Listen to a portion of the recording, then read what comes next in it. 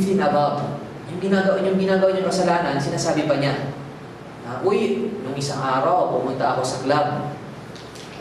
Uy, nung isang araw, bumili ako ng ganito. Uy, nung isang araw, nagnakaw, ganito, ganyan. Ito yung mas sobra pa sa panlilibang. Kasi kumbaga, ang nililibang mo mismo, ang iyong sarili. Diba? So ito yung pinakabawal sa Islam.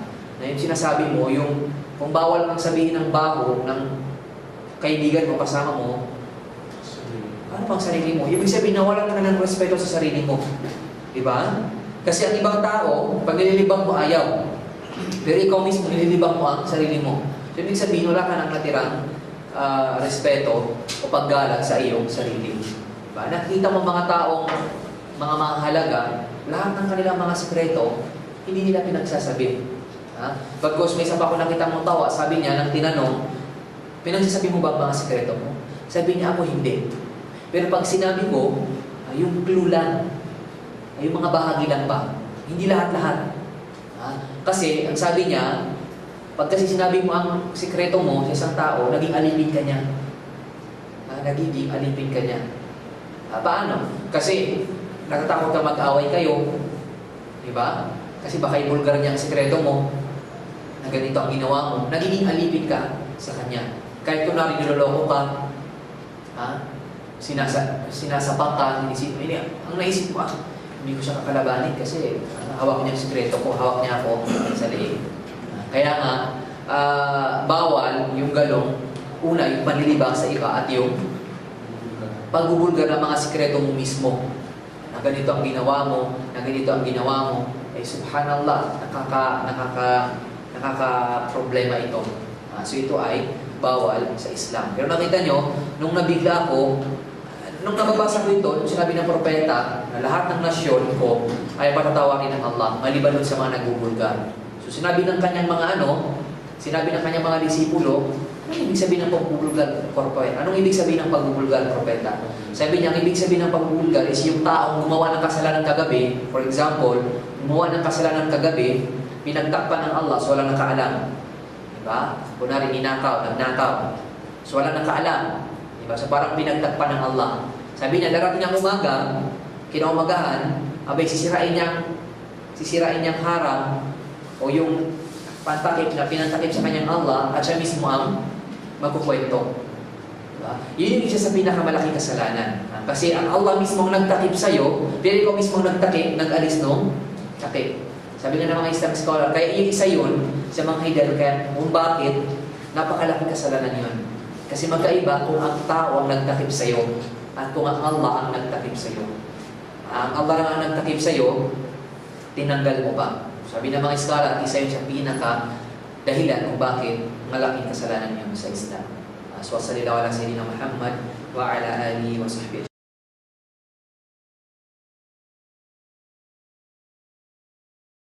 بسم الله الرحمن الرحيم اقرأ باسم ربك الذي خلق خلق الإنسان من علق اقرأ وربك الأكرم الذي علم بالقلم علم الإنسان ما لم يعلم كلا إن الإنسان ليطغى أن رآه استغنى. Assalamu alaikum warahmatullahi ta'ala wabarakatuh. So parang yung exam hanggang 80 lang. Pang mga 24 ata yun. Hadith 24. Yung hadith na pang 24 ba, di ba? Doon tayo nagsimula. 24. Page 11. Hanggang sa hadith 80. So yun yung dito ko lang ginapos yung paglilipat ko ng mga hadith kagabi. Ibn Umar qala akhadha Rasulullah sallallahu alaihi wasallam bimankibi faqala kun fid dunya ka'annaka gharib aw abiris sabil. Ayon kay Ibn Umar, kalong dinawa siya ng Allah, nagsabi, humawak ang sugo ni Allah sa balikat ko at nagsabi, ikaw sa mundo ay maging parang isang dayuhan, isang tumatawid sa landas. Ganon yung pamumuhay natin sa mundo. Ganon kaikli. ba? Para ka lang dayuhan, isang tumatawid sa landas. Kaya sabi ng propeta dito, ikaw ay manirahan sa mundo na parang dayuhan o isang tumatawid sa landas. Diba? So nakita mo, sinabi ng propeta, manirahan ka sa mundo na parang dayuhan. Diba? Ang dayuhan, ang foreigner, kapag pumunta sa isang lugar na bago, anong ginagawa niya? Labas ba ng labas? Pag-usap ba? Lahat ba ginagawa? Hindi. Diba? Maingat siya. Diba? Kasi hindi alam yung lugar. Baka mamaya yung ginagawa niya, hindi pala pwede. Parang ikaw dito sa Saudi, dito ka, bagong dating ka dito sa Saudi, takot ka. Hindi pa, masyadong, kahit siguro malaki ka na, may edad ka na, ganun pa rin yung takot, yung pagkabalisa. So, sabi ng propeta, ganun dapat manirahan sa mundo. Dayuhan ka lang. O sabi niya, o tumatawid sa landas. Tumatawid sa landas, nakita niyo dito sa dayuhan, ibig sabihin, kung paano ka manirahan sa mundo. Mag-ingat. At sabi niya, o isang tumatawid sa landas, ibig sabihin ganito kabilis ang ating paninirahan sa mundo. Parang tumatawid ka lang sa daan. Diba? So pag tumatawid ka ba sa daan, umaabot ba ng ilang oras? Hindi, minutes lang. Diba? So ibig sabihin, ganon kabilis ang paninirahan natin sa mundo. Sabi nga ng propeta, isa pang hadith, sabi niya ako, yung paninirahan ko dito sa mundo ay parang naglalakad ako sa napakainit na lugar. Tapos napagod ako, tapos may nakita akong puno at sumilong ako. Tapos, nung mapreskuhan ako, sabi ng propeta, ma-relax na ako, tumayo ako at umalis na. Yung pag-relax niya, pag-hinto niya dun sa puno, ganun yung paninirahan sa mundo. Diba? Ganun kabilis. Diba? Sabi niya, naglalakad ako, nainitan, tapos sumilong, pagkatapos magpahinga, umalis na. Sabi niya, ganun ang paninirahan sa mundo. Ganun kabilis. Diba? Katulad ngayon, di ba? Parang kahapon lang, simula ng Ramadan. Ngayon, 8 or 7 days na lang ang kulang. Diba? So, maghihintay na naman tayo ng isang taon. Tapos mamaya na naman, darating na naman ang Ramadan. Matatapos. Diba? So, ang bilis-bilis ng buhay ngayon. Parang kayo, di ba? Tayo, parang kahapon lang, first day mo sa Saudi, tapos bukas, matatapos ng contract. So, ang bilis-bilis. Parang naisip, subhanallah, parang kahapon lang ako ay gumagawa ng mga papeles ko sa Pilipinas. Tapos ngayon, pauwi na naman. So, napakabilis. An Ibn Umar radhiyallahu anhu qala qala sallallahu alaihi wasallam al-zulmu zulumatun yawm al-qiyamah. Ayon kay Ibn Umar na nagsabi ang sugo ni Allah, ang paglabag sa katarungan ng iba ay mga kadiliman sa araw ng pagbangon. Nakita mo, yung paniniil mo dito, yung panloloko mo dito sa mundo ay duluman, ang kadiliman sa araw ng pagbangon. Kasi nga, yung mga niloko mo, siniil mo, lahat kanila, lahat nila kukunin ang kanilang karapatan ng inuha mo sa kanila. So, kadiliman yun. Diba? Kasi kung may mabuti kang gawa, kukunin nila. At pag naubos na ang kabutihan mo, ikaw naman ang kukuha sa kanilang kasamaan. So, napakadelikado nito. So, problema, ang isang tao, kunwari, walang maibigay na kabutihan, alatul, kukuha sa kanilang mga kasamaan. Kaya kapag ubos na ang kanilang mga karapatan sa iyo at wala nang ititimbang sa iyo kundi lahat kasamaan, impyerno na agad. So, nakakatakot talaga. Kaya nga, minsan, ako tinatanong ako ng mga kaibigan ko, bakit bigay ka ng bigay? Diba? Kahit wala ka na, kasi minsan, ako mumutang sa dami ng binibigay ko. Diba? Kunwari ito, nangihingi. Ito, nangihingi. Hindi ko na pinapabayaran. Sabi nila, ano ka ba? Sabi nila, magtira ka naman sa sarili mo. Diba? Lagi ka lang bigay ng bigay. Sabi ko, bigay ako ng bigay kasi hindi ko alam magkano rin yung kinuha ko. Magkano yung kinuha ko. Alam nung nag-aral kami sa Baguio, 3 years, kasi nakakalabas ako, pwede ako makalabas. Yung ibang student hindi pwedeng lumabas. So, kunwari, may mga student na ubusan ng shampoo, ng sabon, yung mga gusto nila, pangangailangan nila, o toothpaste, toothbrush, nagpapadala sila sa akin. Naisip na rin, padala naman. Diba? Siyempre, masyado makakalimutin ako, pag nasa labas, wala, open na open lahat. Parang nakalabas ka sa kulungan, hindi mo alam, oh, ay, may papabili pala sila sa akin. Kaya pagbalik ko sa school namin, pag nasa kulungan na naman, lahat sila papasok. Eh, sabi mo, ano? Ano siya? Wala kami na. So, naubos na pala. Naibili ko na sa sarili ko yung mga pera nila. Diba? Yung gusto ng sabon. Ay, may sabon ako sa cabinet ko, ka na lang doon. Diba? Wala kang toothpaste ako doon, kuha ka na lang. Diba? Sabi ko, subhanallah, kaya nga bigyan ko ng bigay kasi hindi ko alam kung magkano yung nakuha ko na hindi ko namamalayan. Sana patawarin ako ng Allah. Pero sabi naman nila, okay lang kasi alam naman namin na makakalimutin ka. Kaya nga hindi na kami nagbabadala sa iyo. Diba? Pero sabi ko naman sa kanila, i-assure ko sa inyo na hindi ko kinukuha ng intention ko. Diba? Kasi kung kukuhanin ko ng intention ko, nakakapal ang mukha ko, hindi na ako magpapakita sa inyo. Yun nga lang talaga nakakalimutan ko. Ultima ako, pag nasa labas na ako, nasa mall, ano yung bibilin ko? So hindi ko makakalimutin talaga ako. So yun nga sabi ko sa kanila, bigyan ko ng bigay kasi hindi ko alam din kung magkano o ilan yung nakuha ko. Babarati sa araw ng pagbangon, sa araw ng pagkabuhay, maibibigay ko sa kanila. Ito binigay ko, so ngayon yung ganding pala ko dito, sa'yo ko na ibibigay. Problema, pag kuha ka ng kuha, ay anong ibibigay mo? Ang sala mo, ay naku problema. Pag ibibigay mo ang sala mo, ang pag-aayuno mo. So at least, marami kang na ibibigay. Diba kahit pa konti-konti? Kasi sa Islam, hindi naman tinitingnan kung gaano kadami, kung gaano kalaki ang iyong nabibigay. Ang importante, ikaw ay nagbibigay. Diba? Mas mahalaga sa Islam, kunwari yung isang taong hirap na hirap, pero nagbibigay pa rin. Kasi kahit hirap na hirap, nagbibigay pa rin. Kaysa mayaman na nagbibigay. Kasi ang mayaman, hindi naman niya nararamdaman, di ba? Baka sabihin, magbigay na ako, hindi ko rin nararamdaman. So, magaan, mabilis, madali. Pero kung mga tayo, kunwari, nakarampagdang nakukuha tapos nagbibigay pa rin, yun yung na-appreciate talaga ng Allah. Sabi niya, nakita mo, itong alipin ko na to, kahit kulang na nangangailangan na nga, nagbibigay pa rin kasi gusto niya yung nabibigay ng Allah, yung nabibigay ko sa Kanya.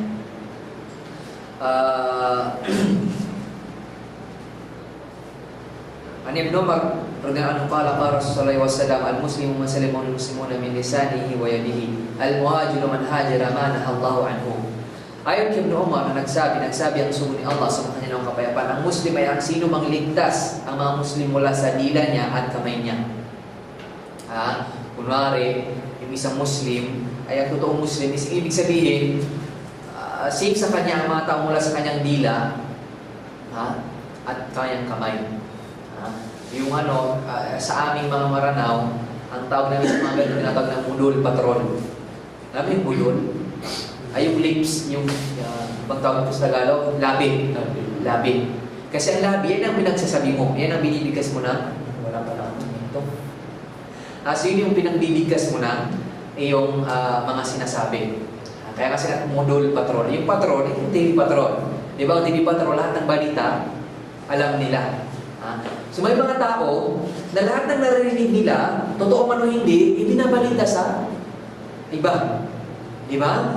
Katulad ng may isa kaming dito, lalaki, pero grabe ang bunganga. Kaya ang nanay ko, pag may gustong balita, na makikipalita, tatawagin niya yung tito namin. Sabi niya, tawagin niyo nga si tito niyo. Magsisimula na. Sabi niya, pumunta ako sa bahay nito, ang chismis na doon, ganito. Ako sabi niya, yung umpuka ng mga lalaki doon, ang Israel na ganito. So, lahat. Diba? Siyon ay pananalasa. Kasi ang usapan o yung mga balita o yung kahit hindi man totoo man o hindi ay hindi dapat ipabalita. Diba? Sabi nga natin, di ba kung natin nakuha, tagang yung sinasabi tungkol sa iyong kapatid totoo ay totoo, nilibak mo siya. Diba? Pag totoo ang iyong sinabi. Pag hindi naman totoo, pinaratangan mo siya. So doon sa dalawang yun, lahat yung makasalanan. Yung panilibak mo na totoo at saka yung pamangatang mo na ganito ang ginawa ni Juan, ganito. Diba? So hindi safe. Diba? Kasi may mga taong ganyan na pag nakita mo, hindi ka na magsasalita. Tumigil tayo sa parating si Diba? Wala rin, nag-usap-usap kayo magkakaibigan tapos namating si Juan, kinatahimik. Kasi alam nyo, lahat ng pag-uusapan nyo, malalaman ng buong barangay. Diba? So, hindi safe. Hindi sa'yo ligtas ang mga tao. Diba? Kahit kunwari may gustong sabihin sa'yo, hindi kayang sabihin kasi naisip mo na, malalaman naman ito ng iba. Diba? At saka kamay. Yung kamay, yung pananalasan ng kamay, yung pagnanakaw, pananakit, yung mga ganun yung hiniligtas ang mga Muslim sa iyo. Diba? Lalo na ngayon sa Marawi, barilan ang uso ngayon doon. Barilan, patayan, pugutan ng ulo kung kailan para Ramadan. Diba? So nakita nyo, hiniligtas ang mga Muslim sa sino mga taong hiniligtas sa kanila, mga tao mula sa kanilang dila at mga kamay. Diba? Ang lumilikas ay sino mang umiwan ng ipinagbawal ni Allah. Isa sa pinakamalaking gantimpala, isa sa pinakamalaking turo ng Islam is yung lumilikas. Yung lumilikas, katulad ng propeta, nung sila ay sa Makkah, diba? Sila ay mahina doon. Karamihan, hindi mga Muslim. Ang mga bagong Muslim sa mga disipulo ng propeta, pinapatay, pinapahirapan. Diba? Hanggang sa, kahit yung mga nag-Muslim, pinapakita nila hindi sila Muslim. Pero sa puso nila, sila ay mga Muslim. Kasi nga, pag pinakita nila sila yung mga Muslim, pinapahirapan sila, pinapatay sila. So nung mahina sila, 13 years, doon sa Makkah, pasikreto ang daawa ng propeta. Uy, mag-Muslim kayo, uy, isa ang Panginoon, uy, si Allah ang Panginoon. Pasikreto. Walang harap-harapan kasi nga pinapatay at pinapahirapan sila. So ang propeta lumikas mula sa Makkah patungo sa Madina. Yun yung paglikas. Na kapag nasa isang lugar ka, hindi mo na kayang isagawa ang iyong relihiyon, kinakailangan mong lumikas. Diba, katulad yung mga bagong Muslim, na sinasabi sa akin ng mga bagong Muslim din, sabi niya sa amin, Ustad, problema, yung mga kaibigan ko, pag lumarating ako, niyaya akong uminom ng alak. Bakit nagmusnod ako ganito, ganyan, mga baboy, mga ganyan. So hindi kami makapag-concentrate at saka kami lang ang Muslim doon. So yung mga ganong sitwasyon, kinakailangan na kayong lumikas. Kasi doon sa lugar na yun, hindi nyo kayang isagawa ang iyong pananampalataya. So natural, ito ang natural, na kung anong marami sa isang lugar, doon yun talagang ganaganap. Hindi mo kaya, kunwari, na ikaw lang Muslim, tapos ang mga nakapaligid sa iyo hindi Muslim. Kasi nga, kung hindi mo sila makukuha, ikaw ang makukuha nila. So, mas malapit na ikaw ang makuha nila. Kasi ilan sila at ilan ka. Diba? So, sila ang nakapaligid sa iyo.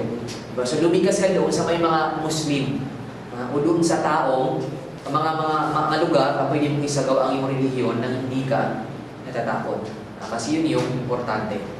Kasi nga, isa sa pinakamalaking tulong kung paano mo iiwan ang mga dati mong ginagawang masama is lumipat ka o iwanan mo yung lugar na kung saan mo ginagawa ang kasalanan. Kasi kunwari, kahit gusto mo pang magbago ng buhay, pero yung mga kasama mo nagnanakaw, ay kasama mo pa rin, ay hindi ka talaga magbabago. Kasi kunwari, sasabihin mo, magbabagong buhay na ako.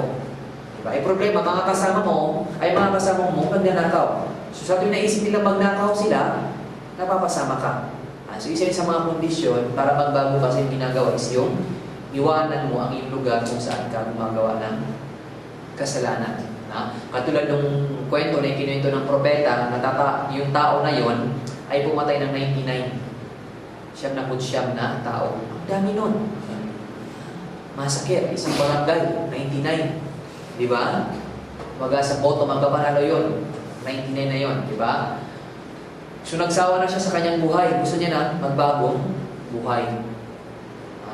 So nagkita mo siya sa mga tao, sabi niya, paano kung magbabagong buhay? Ayoko na ng ganitong buhay. Ang tao, kahit gano'ng kasama, darating yung panahon na siya ay magbabago. Diba? So yung tao na yon, sabi niya, saan ang lugar na yon? Sabi niya, may isang lugar doon na may mutawa, may alam sa Islam, ustad. Ay tanong mo sa kanya kung paano ka pwedeng magbago. So yung tao na yun, kinuwento niya. Sabi niya, pumunta siya doon sa mutawa, sa ustad na yun. Sabi niya, o ustad, nakapatay ako ng siyam na tao. Patatawarin mo ba ako ng Allah? Yung ustad na yun, kasi kaunti ang kaalaman, tapos nagsalita sa mga bagay na hindi niya alam, anong sinabi niya? Ay, wala. Impyerno ka na. Ang kapatawaran ay sarado para sa'yo. Pinatay din niya. Naging, pangilan na yun? 100. Yun nga, ang ano bang tawag dito, yung kalilikaduhan ng pagsasabi ng mga bagay na hindi mo alam. Kasi yung ustad na yun, pwede naman niyang sabihin, hindi ko alam. Magtanong ka ng iba. Pero siya, nagmamayabang siguro, anong sinabi? Wala na, sarado na, wala ka ng chance. Pinatay din. Samantalang may chance. Diba? Sabi ko nga sa inyo, na sinabi ng propeta, hanggang hindi nakakabaliktad ang kanluran at ang silangan sa paglubog at pagsikat ng araw, hanggang hindi nababaliktad, ay open ang iyong kapatawaran. Open sa iyo ang kapatawaran ng Allah. Hanggang sa hindi dumarating dito ang kaluluwa mo, hanggang hindi ka 50-50. Maliban pa dun sa dalawang bagay na yun, pag hindi pa yun nakikita, ay open na open ang kapatawaran sa iyo ng Allah subhanahu wa ta'ala. Pero yung ustad na yun, wala. Alatul, sabi niya, wala, lost na. Pinatay din. So nakita nyo, kung sinabi niyang, wala akong alam, doon ka na lang sa isa, baka may alam yun. Wala eh. Diba? So nakita niyo kung gaano kalilikado. Naging kapalit yung buhay niya. So nagtanong naman siya, sabi niya, saan yung ustad para pwede kong pagtanungan? Kung wala naman sa pangalawang ustad, kinento. Sabi niya, alam niyo ustad, pumatay na ako ng 100 tao. So, isipin mo kung gano'n ang pumunta sa'yo, ako nakakatakot. Diba? Sabi niya, 100 tao, gusto ko ng magbagong buhay. Diba? Open pa ba? Bukas pa ba sa akin ang kapatawaran ng Allah? Sabi niya, oo. Diba? Oo. Diba? Yun yung may alam. Diba? Sabi niya, oo. Bukas sa'yo ang kapatawaran ng Allah. Ay, hindi yun mag-close. Hindi yun magsasarado sa kahit na sinuman. Pero, sabi niya, ina-advise kita na umalis sa lugar na ito. Dito sa kumbaga Zulfi. Umalis ka sa lugar na ito. Kasi hanggang nasa lugar ka na to, hindi ka magbabago. Kasi nandito yung mga krimen na ginawa mo, yung mga kasabwat mo, yung mga kasama mo. Sabi niya, pumunta ka sa kabilang baryo. Kumbaga sa Alga, Majmaa, Riyadh. Kasi sabi niya, yung mga tao doon, mabubuting tao, mga mananampalataya. Kasi nandun ang mga mananampalataya, so automatically, ikaw ay magiging mananampalataya. Diba? So nung papunta na siya doon sa kabilang baryo, inabutan ng kamatayan. Inabutan ng kamatayan. Ngayon, nung namatay na, ang anghel ng langit at anghel ng impyerno, ang anghel ng awa at anghel ng galit, kasi may mga anghel na awa at anghel na galit. Yung mga nagagalit na yun na anghel, wala silang hindi ko alam kung may puso mga anghel, pero wala silang awa. Kinuha sa kanilang awa. Katulad ng ng angel of death, ang anghel ng kamatayan, wala siyang awa. Wala siyang awa. Kasi kung may awa siya, may hirapan siyang patayin ng mga inosenteng tao. Yung mga bata, yung mga matatanda, yung mga Muslim. Diba? Pero dahil kinuha sa kanya ng Allah ang awa, kaya wala siyang kinikilala. Walang sinisino. Bata, matanda, Muslim, hindi Muslim, kinukuha niya yung kaluluwa. Diba? Pero kung may awa, katulad ng mga Angel Gabriel, baka mamaya magkagulo-gulo. Sabi niyo, Allah, hindi ko kayang tanggalin ng kanyang kaluluwa ang bait-bait na tao. So ang Allah, dahil ang Allah alam niyang mangyayari, so kinuha niya ang awa sa puso ng Angel of Death. Kaya yung lalaki na yon, pinag-aagawa ng Angel of Death, Angel ng Mercy at Angel ng Galit. Sabi ng mga Angel ng awa, sa amin yan, sa amin yan. Nagbagong buhay nga, di ba? Pupunta ka sa kabilang baryo, para magbagong buhay. Sabi naman ng mga anghel ng galit, hindi, sa amin yan, hindi pa nakakapunta doon. Hindi pa nagbabago kasi hindi pa nakakapunta doon. Diba? Yung dalawang anghel na yun, dalawang grupo, tama. Yung anghel, tama sila, yung mga awa ng anghel, yung mga anghel ng awa, tama. Na gusto magbagong buhay. Yun nga namang mga anghel ng galit, totoo din naman, hindi pa nakakapunta doon, so hindi pa fully, talagang nakakapagbago ng buhay. So, nagdidebate sila. Itong anghel ng awa, gusto silang dalhin sa langit. Diba? Ito namang anghel ng galit, gusto lang wasakin at dalhin sa impyerno. Diba? So, saan ang mangyayari niyan? Diba? So, kailangan din silang mapuntahan. So, ang Allah, inutusan ng lupa. Subhanallah, nakita yung inutusan ng lupa. Kasi ang Allah, pag mamari niyang lupa, inutusan ng Allah ang lupa na yung katawan ng lalaki niya na ilapit doon sa baryo ng kanyang pupuntahan. Doon sa baryo ng mga mabubuti at mga mananampalatayang tao na hindi nararamdaman ng mga anghel. Nakita niyo paano yung nangyari? Diba? Isipin niyo kung gumalaw ang lupa, katulad ko na rin pag lumindol, mararamdaman. Pero nakita mo, inilapit. Ha? Kaya sinabi ng Allah, nung malapit na, nung mailapit na yung bangkay, nung lalaki na yun sa pangalawang bari, mga mabubuting tao, sinabi ng Allah na i-measure, sukari kung saan mas malapit ang bangkay ng lalaki. Kung mas malapit dun sa unang baryo, mga anghel ng galit sa inyo siya. Kung malapit doon sa baryo ng mga mabubuting tao o mga anghel ng awa, sa inyo siya. So kayong sinukat, saan mas malapit? Doon sa anghel ay doon sa mga tao mabubuti, doon sa pangalawang baryo. Kasi nga, Allah, ang pinakaunang tinitingnan niya ang puso. Kung hindi yung gwapo ka, mayaman ka, hindi, ang laging tinitingnan ang puso. Diba? Kasi ang gawa, pwede natin pigiin. Magsala ko, mag-ayun ako. Diba? Pero ang puso, hindi natin kayang pigiin. Kasi meron yan control. So yun yung laging tinitingnan ng Allah. So nakita nyo, yung lalaki na yon, pag nanatili doon sa unang baryo, kahit gusto niya pang magbago, hindi niya kaya.